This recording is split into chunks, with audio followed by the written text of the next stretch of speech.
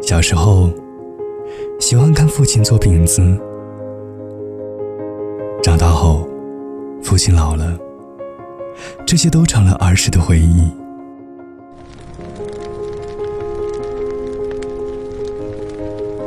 对于顾客来说，东乡饼子可能是一种家乡的味道，对于我来说，更多的是一种童年的回忆。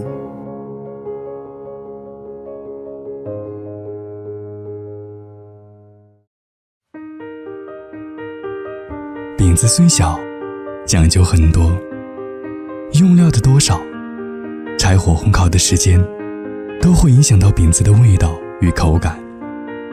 经过不断的尝试，日积月累，慢慢才做到像父亲所说的东乡饼子的特色，口感酥脆，香气四溢。